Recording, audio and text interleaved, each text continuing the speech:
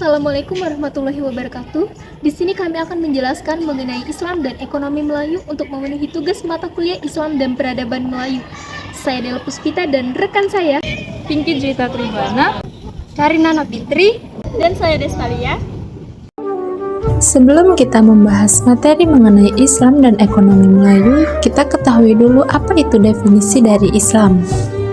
Islam memiliki pengaruh yang signifikan dalam membentuk sistem ekonomi masyarakat Melayu.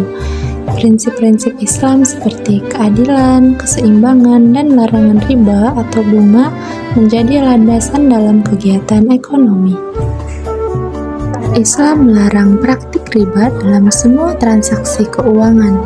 Hal ini mendorong sistem bagi hasil atau mudharabah dan investasi yang lebih adil. Selain zakat dan infak, sedekah juga sangat dianjurkan dalam Islam. Hal ini adalah bentuk sumbangan sukarela yang membantu meringankan beban masyarakat. Yang terakhir adalah zakat.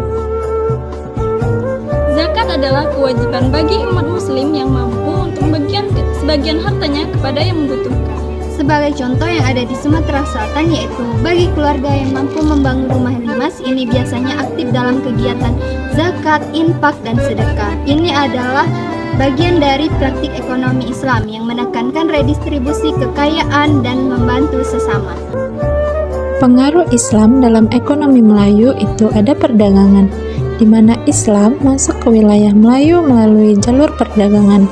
Pedagang Muslim membawa serta prinsip-prinsip ekonomi Islam yang kemudian mempengaruhi praktik perdagangan lokal. Yang kedua itu ada pertanian, di mana dalam sektor pertanian, Islam mendorong praktik yang berkelanjutan dan adil. Sistem pengairan dan pembagian hasil yang adil seringkali diatur berdasarkan prinsip-prinsip Islam. Yang terakhir yaitu kerajaan-kerajaan Islam. Kerajaan-kerajaan Islam seperti Malaka, Aceh, dan Johor menerapkan hukum-hukum Islam. Dalam mengatur ekonomi kerajaan, ini termasuk sistem perpajakan, pengelolaan tanah, dan perdagangan. Beberapa tantangan dan peluang dalam ekonomi Melayu. Yang pertama yaitu kurangnya pemahaman yang mendalam tentang prinsip-prinsip ekonomi Islam. Yang kedua, persaingan dengan sistem ekonomi konvensional yang masih dominan. Yang ketiga, kurangnya sumber daya manusia yang ahli dalam bidang ekonomi Islam. Yang terakhir yaitu peluang dari ekonomi Melayu. Yang pertama yaitu potensi besar dalam pengembangan produk-produk keuangan syariah yang inovatif. Kedua, kesadaran masyarakat yang semakin meningkat tentang pentingnya ekonomi yang adil dan berkelanjutan. Dan yang terakhir yaitu dukungan dari pemerintah dan lembaga-lembaga Islam dalam mengembangkan ekonomi syariah.